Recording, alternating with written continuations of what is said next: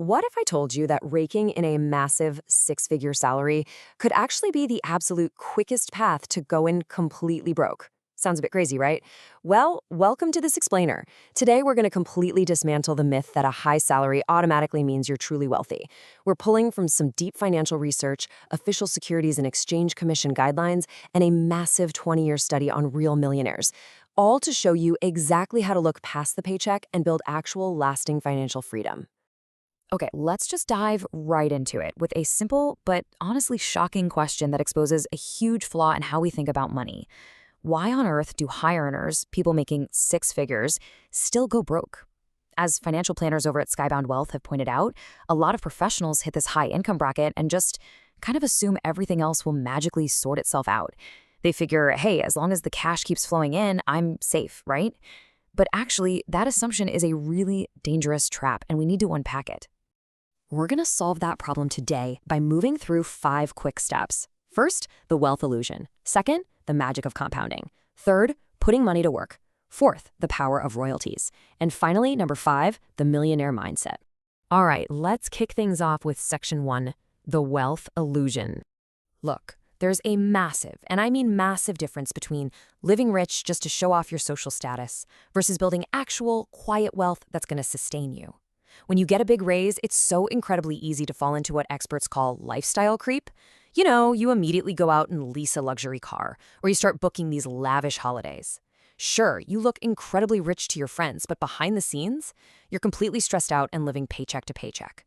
Building wealth, on the other hand, is all about accumulating diversified assets, practicing frugal living, and just careful planning.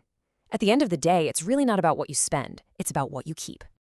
Now, check out this insight from Skybound Wealth because it really hits the nail on the head. It reminds us that relying entirely on a paycheck leaves you incredibly vulnerable. It says jobs aren't for life, businesses fail, markets change. Think about it. If all your money comes from active income, meaning you literally have to trade your physical time and effort for dollars, you're just one corporate restructuring or market downturn away from total financial instability. Sitting on a huge salary without actually investing it is just fundamentally risky. Which leads us perfectly into section 2, the magic of compounding. Just to make sure we're all on the exact same page here, compounding is basically the snowball effect of your money, earning returns and then those returns turning around and generating even more returns. The Securities and Exchange Commission explains this beautifully. You're essentially earning interest on your interest over time. Over a few decades, this quiet, relentless math takes even a really modest amount of savings and turns it into an absolute fortune. Okay, you absolutely have to see this scenario from FinTool Suite comparing two investors, Amma and Ben. Let's assume a 7% return for both. Amma invests just $200 a month starting at age 25, but, and here's the catch, she stops completely at 35. Over 10 years, her out-of-pocket contributions total just $24,000. Now, Ben starts later, at age 35, the exact month Amma stops. He invests that same $200 a month, but steadily for 30 years until he's 65, totaling $72,000 in contributions. It sounds like Ben should definitely win, right?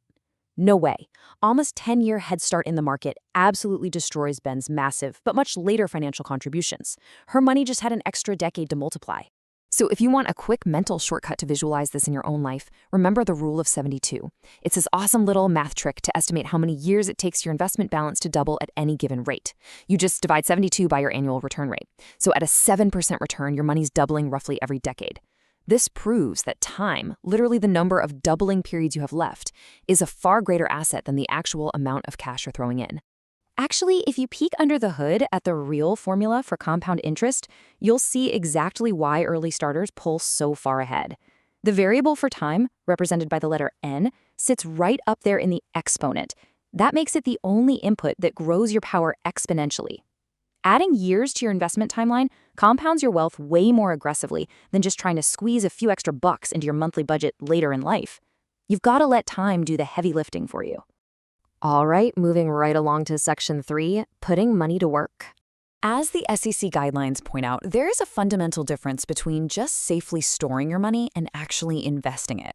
On one hand, we've got savings vehicles, like checking accounts and CDs.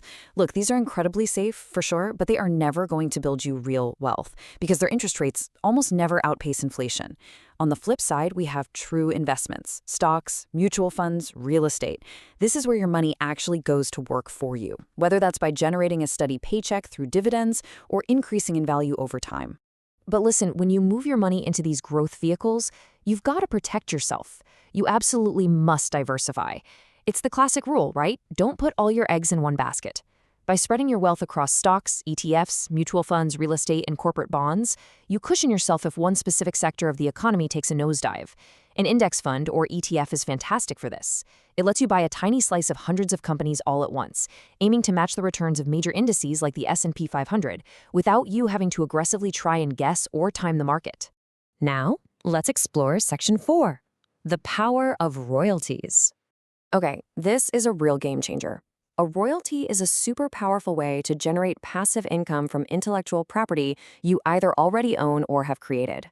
Think of it kind of like paying rent, but instead of a physical apartment building, you're renting out an idea, a brand, or an invention. The licensor, which would be you, gets an ongoing payment calculated either as a percentage of the revenue it brings in or a set flat fee for every single unit sold. And the beauty of this is you can pull in these recurring payments across all sorts of industries depending on your skills. There are franchise royalties where you might license out a successful brand or business model, like a fast food chain. Then you have intellectual property royalties, which covers things like tech patents or custom software. And of course, creative works. That's where you license out your original music, film, or photography for commercial use. It essentially turns your intangible assets into a nonstop stream of revenue. To put some actual numbers on this, looking at typical return rates from Xero's business guides reveals some pretty incredible earning potential. Creative music royalties, for instance, can command anywhere up to 15% of revenue. Meanwhile, your standard franchise royalties usually sit somewhere between 4 and 8% of gross sales. Oh, and if you manage to negotiate exclusive licensing rights, meaning literally only one company is allowed to use your asset, those rates can jump up another 25 to 50%. It's basically the ultimate example of doing the work once and getting paid for it indefinitely. And that brings us home to Section 5, the millionaire mindset. There's this amazing 20-year study called The Millionaire Next Door, and it basically shatters every single pop culture myth we have about being rich. It found that real millionaires, they don't live in mega mansions or drive imported sports cars. They actually live in totally unremarkable middle-class neighborhoods, they ruthlessly stick to a budget, and they constantly spend less than they earn. They value absolute financial freedom way more than just looking wealthy. And get this, over 80% of America's millionaires are first generation. They're self-made, often self-employed, and they didn't get massive inheritances from their parents. They just mastered fiscal discipline and sacrifice. So what does this all mean for you? It means you need to take action, like today. You can start with these 3 steps right now. First, figure out your current net worth so you have a starting line. Just list your assets and subtract whatever you owe. Second, automate your investments. Pay yourself first before that money ever even hits your checking account. And third, enforce a strict 24-hour waiting period on all impulse buys.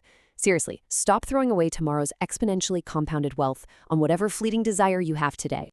I'm going to leave you with this one final, kind of provocative thought to chew on. If your paychecks completely stop tomorrow, how long could you actually maintain your current lifestyle? And knowing what we've covered today about compounding, diversification, and royalties, what step are you going to take right now to make sure your money finally starts working for you?